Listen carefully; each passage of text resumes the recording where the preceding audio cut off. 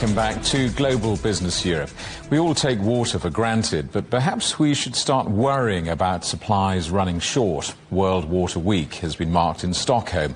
The United Nations Special Envoy on Water is urging world leaders to put water at the forefront of climate strategies. Environmental experts have been warning of water shortages for years, but the rise of artificial intelligence is posing new risks. Data centres use billions of litres each year. Our correspondent Michael Murillier has more on the story. Michael. Jamie, thank you very much.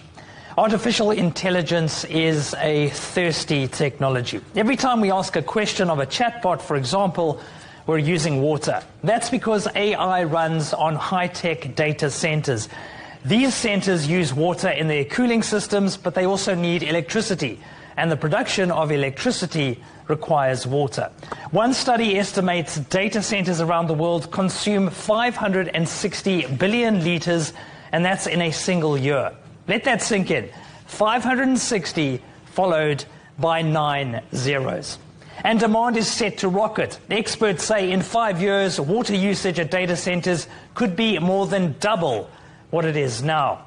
But what does that really mean for you and me? Well, let's take a look at a hyperscale centre, one of the biggest you find. It uses as much power as a small town, and at its peak, it consumes the same amount of water as 80,000 people. And that's a problem because the world's fresh water supplies are under pressure. And unless we take urgent action, demand will soon exceed supply. In fact, we could face a 40% shortfall in 2030. Taps won't necessarily run dry, but prices could climb, and water conservation will be crucial. Now, AI could have huge benefits for the global economy. Some estimates suggest it will eventually add $700 billion per year, mostly through improvements in productivity and new opportunities. But the cost of a water crisis is also pretty hefty. Experts say by 2050, it could reduce the size of some economies by 8%. Meanwhile, as data centres continue to mushroom, we will need more and more water. So this is not just an environmental problem, it's also a technological one, because without water, there is no AI. Robin, Jamie? Thank you very much. Michael Murillier. Let's talk now to Dr. Mohammed Wakil Shahzad, an associate professor in the Department of Mechanical and Construction Engineering at Northumbria University. Welcome to the programme, Dr. Shahzad. So we heard lots of figures there about water cooling data centres down. Do we know exactly how much is really being used, though? Yeah, firstly, thank you very much for having me. And as rightly mentioned earlier, colleague, that is 1 billion litres of water consumed every year. So just to give you another numbers, for example, a medium data center around 1 megawatt power, it consumes around 25 million litres of water annually.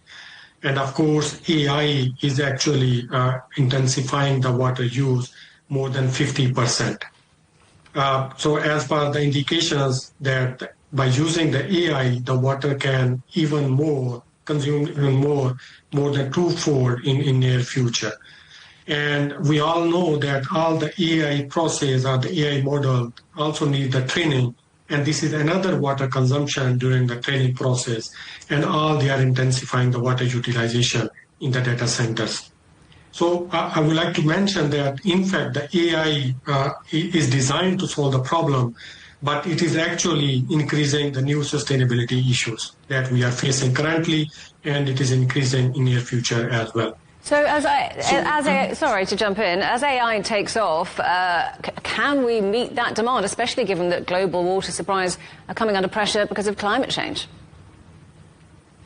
No, definitely it needs alternative water resources because the current water resources are not enough to meet the demand for the global data center utilization, considering the AI water demand. So and of course... Sorry, go ahead.